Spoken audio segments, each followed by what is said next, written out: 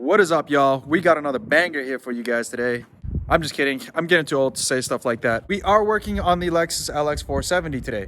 So last week we installed wheel spacers on this truck. It's been about a week of driving. Figured I'd get the truck back up in the air, get the wheels off, and recheck the torque spec on the wheel spacers just to play it safe. Anyways, while the wheels were off, at least one side of the truck, and I'll show you guys here in a bit. There was a can of black Plasti dip just looking at me. The high school self within me said, "You need to black out these wheels." Now the adult self within me said, "No, don't do it. Let's keep it classy." But I don't know. We did one side, and I'm kind of digging it. So bear with me. The angle isn't the greatest, just because this garage is kind of narrow. But if you guys can see, we have blacked out stock LX470 wheels. Now the rear is up in the air, still floating. But just wanted to give you guys a quick look of how they are looking so far. I also have the center caps here blacked out. What I'm probably going to do is wait for them to dry a little bit more, and then I'm probably going to peel off the Lexus emblem. I kind of like the pattern. I have the silver, then black, then silver lug nuts. So this is what this side looks like without the blackout. Now that it's up in the air, I'm going to go ahead and take the wheels off, get them cleaned up, and I'll show you guys how I clean them up. Show you guys how I do my Plasti dip, I guess. There's tons of videos on YouTube that you guys can watch regarding how to Plasti dip your wheels, but I'll show you guys my method of doing it. And while they're up in the air, obviously we're going to re-torque the wheel adapters / spacers and make sure that they are still within spec. So let's go ahead and get to work.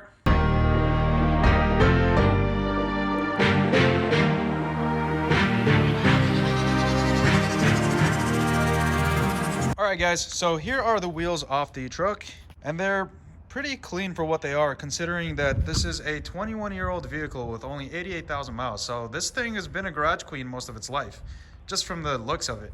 The crud and grease that's in these wheels are really not that bad. But what I have today is a degreaser solution. You could get your degreaser from any of your local grocery stores. The solution that I have is from Sam's Club. It's in a bottle, and obviously it's purple, so if you see it, you'll know which one I'm talking about. But I can go ahead and insert a link in the description down below to a degreaser I guess you guys can buy. So what I'm doing with the degreaser, now the instructions tells you to dilute it. However, we're not dealing with like kitchen grease. We're dealing with more automotive grease, so I'm guessing it's a little more heavy duty. I haven't diluted it. I went ahead and just poured the solution straight up into the bottle, and I'm just spraying it.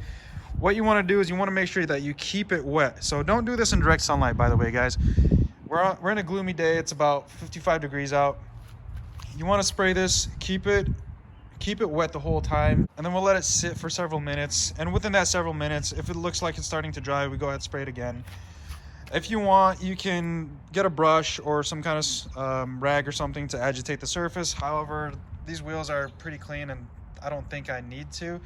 So after that, we're gonna go ahead and take our pressure washer, wash it off. If you don't have a pressure washer, just use your garden hose, works fine. Then we'll take a clean washcloth or rag and go ahead and dry them off before we apply our Plasti dip. And when we get to the Plasti dip, I'll show you guys how I do it.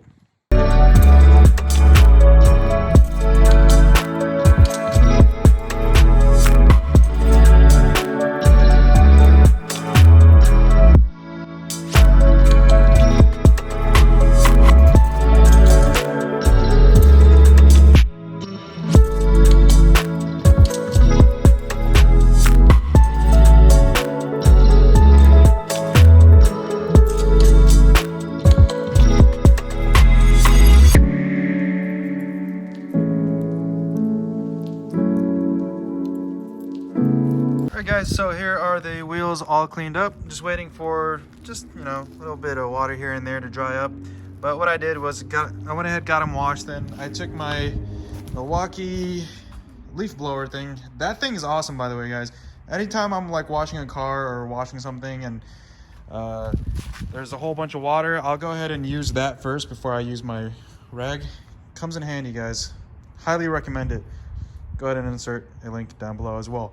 But back to these wheels.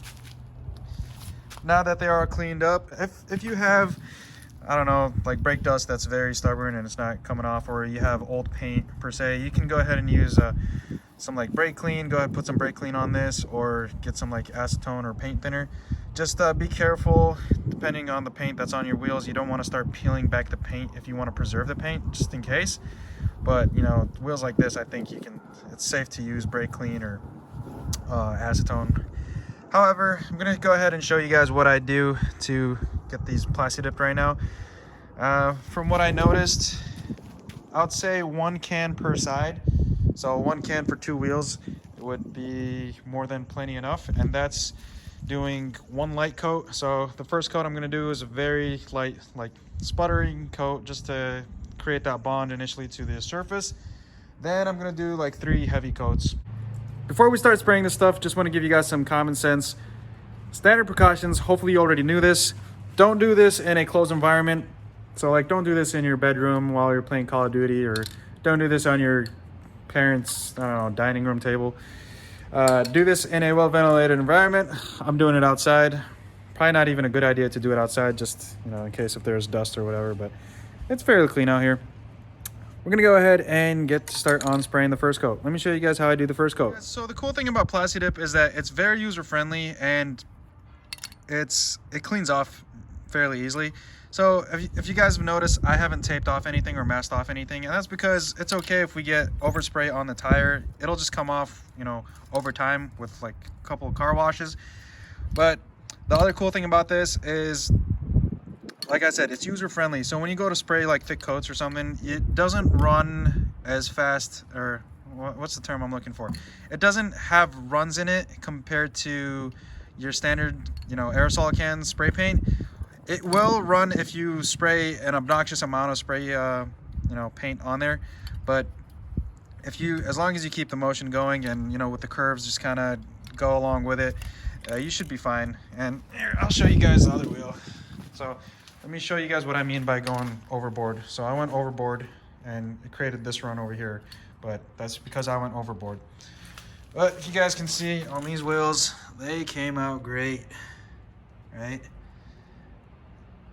I don't know, I dig it. Tell me what you think. Now these little bubbles right here, that's probably because I was in a rush and it's still wet underneath. So that should hopefully dry out, and then I can just press the bubble back in. And the other cool thing about Plasti Dip is that the way this chemical component works is that, let's say your wheel scratches right here, you don't have to go and like sand it down and do this whole repair mod or whatever. You can just literally take your Plasti Dip and just spray back over it. The way the chemical, I don't know how to explain it, but the way this stuff works is it basically melts into itself. So it's almost like it has, like, I don't know, paint thinner in it, and it thins out the paint while it's wet. So it'll thin out the paint that's already on here and bond with it, and then when it dries out, it basically dries out looking like that. Yeah, highly recommend Plasti Dip. And the other cool thing about it is that if you don't like it, you can go ahead and peel it off, you know, with a pressure washer, or just take some brake clean to it, and it comes off fairly easily. So we're gonna go ahead and shake up the can pretty good. And the first coat we're gonna do is basically a light coat to create a bond to the surface. So always keep your hand in motion as you're spraying.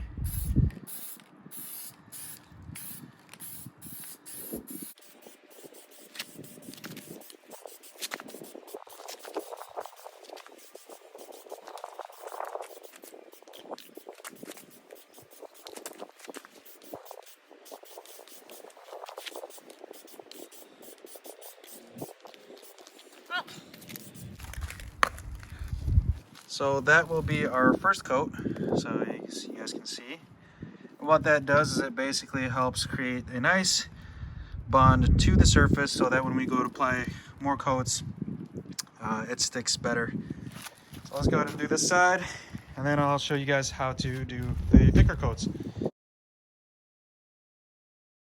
Alright guys, sorry I had to cut that time lapse a little short. The wind kind of blew over my phone and tripod, and it broke my tripod, so gonna have to do the rest of this video handheld. We are about 2 coats in after our initial coat, so basically our third coat is pretty much a touch up to make sure if we missed anything. And when plasti dipping things, just kind of, you know, tips and tricks that I picked up was you always want to start with like the hard to reach places first, like so like angles like down here or stuff like in there. Try to cover those areas first, and then you can go ahead and do the rest of the, you know, the surface, the easier surface. So I guess I can show you guys how I do this. Let's see if I can do this one-handed. This corner right here, these, I'm just gonna kind of, you know, just go in it like that, and then in here, just kind of, you always want to keep it in motion. So like you start somewhere where there isn't surface you're gonna cover, and then you keep going, and then you stop right here. So I'm spray, stop, spray, stop. You never want to like start spraying on the surface or stop the spray on the surface. Now with Plasti Dip, it's a lot more, I don't know, lenient, because like I said, it'll just melt into itself and dry up. But with regular spray paint, you don't want to do that. So get to like, and then so after you do the hard to reach areas, you can go ahead and